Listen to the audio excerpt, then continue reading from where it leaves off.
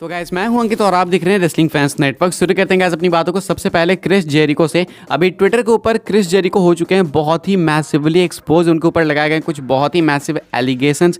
किस चीज़ को लेकर है ये एंड क्यों ये बहुत ही ज़्यादा इंपॉर्टेंट है आपके लिए जानना, वो मैं आपको बताने वाला हूँ इस वीडियो के अंदर। तो ये अपडेट हो सकती है थोड़ी सी लंबी, अच्छी खासी लंबी, तो आप थोड़ा इसको ध्यान से सुनना, नहीं तो चाहो तो आप स्किप भी कर सकते हो अगर आपको इसमें इंटरेस्ट नहीं हो तो। ठीक है, शुरू करते हैं हम लोग एग्जैक्टली चीज़ें कहाँ से शुरू हुई।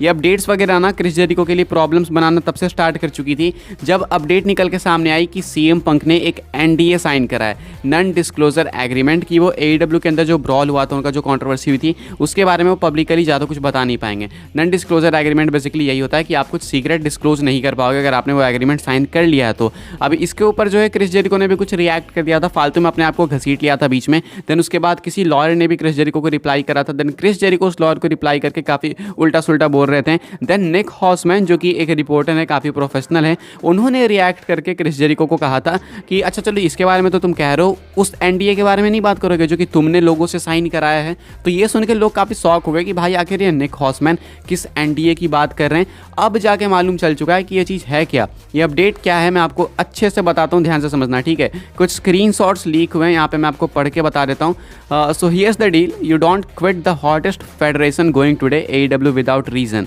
आई have it from people in the know that Kylie was asked to go to Chris Jericho's room with the understanding that others would be there. When she got there, it was just him. He made a pass at her. No other details are given and she freaked out. बताया जा रहा है कि जब काइली रे, अगर आपको नहीं पता तो काइली रे AEW के अंदर एक टाइम पे थी, बाद में उन्होंने अपनी रिलीज रिक्वेस्ट करी एंड शायद अब पता चल रहा है कि आखिर उन्होंने क्यों रिलीज रिक्वेस्ट करी थी एंड उनको रिलीज भी कर दिया गया था। उसके बाद कुछ डिटेल मालूम नहीं चला था। यहाँ पे बताया जा रहा है कि एक टाइम था जब क्रिस जेरिको के रूम में काइली रे गई थी, उन्हें जो है भेजा गया था। काइली रे को लगा था कि वहाँ पे और भी लोग होंगे, तो काइली रे क्रिस जेरिको के रूम में गई थी एंड वहाँ पे कुछ ऐसी चीज़ें हुई जो कि मैं यहाँ पे बोल नहीं सकता। एंड उस चीज़ को देखने के बाद काइली रे फ्रीक आउट हो चुकी थी कि भाई ये क्या हो गया मेरे साथ, मुझे तो बोलने में समझ नहीं आ रहा कि मैं वर्ड्स कौन से यूज़ करूँ यहाँ पे।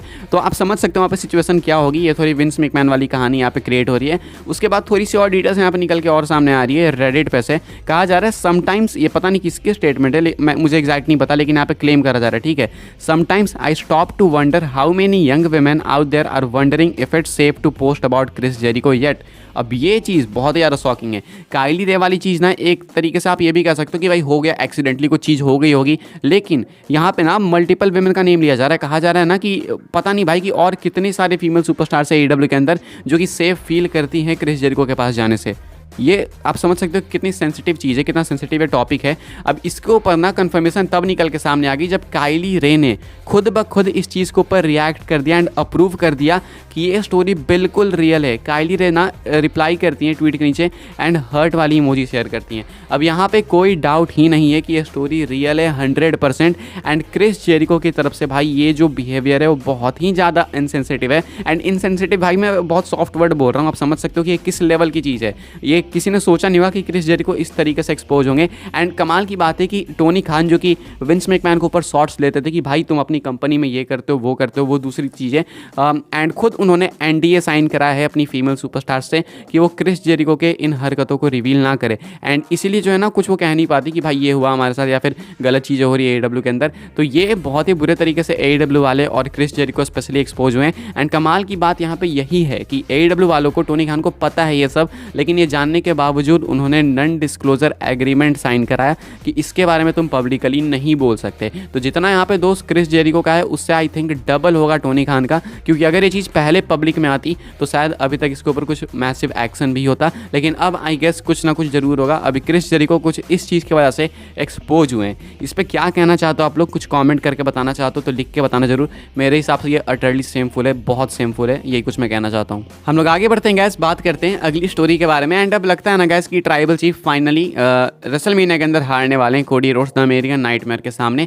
कोडी रोड्स उनको डीथ्रोन कर देंगे, ऐसा क्यों लगता है? पहले तो ऑलरेडी ये दूसरा मैच है कोडी रोड्स का रेसलमेनिया में रोमन के अगेंस्ट, तो अब तो कोडी को स्टोरी एक्चुअली में फिनिश करनी ही चाहिए। देख के वही लगता है, सेंस बनाता है यही, वरना फिर रोमन जीतते हैं तो भी मुझे दिक्कत नहीं है, लेकिन वो चीज़ सेंस नहीं बनाएगी। एज ए WWE फैन जब से हम लोग WWE देख रहे हैं पहले से, तो हमें मालूम है कि WWE कैसे वर्क करती है। ठीक है, अब अभी के हिसाब से मैं आपको बता दूं कि और ज़्यादा कंफर्मेशन इसलिए मिल चुकी है कि कोडी रोड्स जीतेंगे, क्योंकि अभी रिपोर्ट निकल के सामने आई थी बूजर की तरफ से कि कोडी रोड्स कवर स्टार होंगे 2K24 के। एंड अगर आप ध्यान दो ना तो 2K24 बिल्कुल रेसलमेनिया के टाइम रिलीज़ होता है, मार्च के टाइम, या फिर नहीं तो रेसलमेनिया अप्रैल में ही रिलीज़ होगा ये।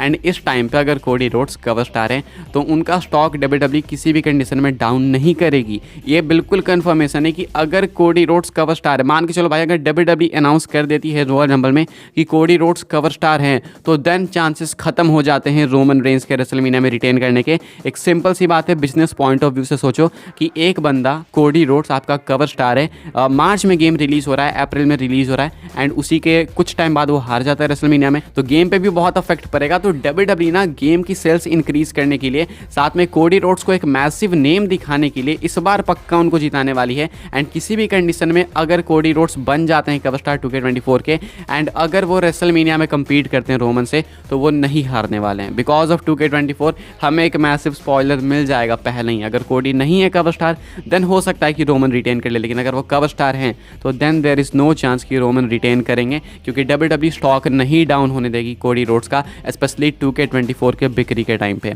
आगे बढ़ते हैं गाइस, बात करते हैं अगली स्टोरी के बारे में, जो कि गुंथर को लेके। गुंथर 2023 को ना क्लोज कर रहे हैं एक बहुत ही अच्छी अचीवमेंट से, जो कि 16 साल बाद कंप्लीट हुई है, आफ्टर 16 ईयर्स। ये WWE के अंदर चीज़ देखने को मिली है। ये क्या अचीवमेंट आप लोग देख सकते हो। कहा जा रहा है since 2007 no intercontinental champion has started and ended the year holding the belt. Jeff Hardy was the last one 16 years ago. तो अभी से ना 16 साल पहले जेफ हार्डी आखिरी WWE सुपरस्टार थे जिन्होंने इंटरकॉन्टिनेंटल चैंपियनशिप साल के स्टार्टिंग में भी रखी थी अपने पास, एंड एंड भी करा था इंटरकॉन्टिनेंटल चैंपियनशिप के साथ ही।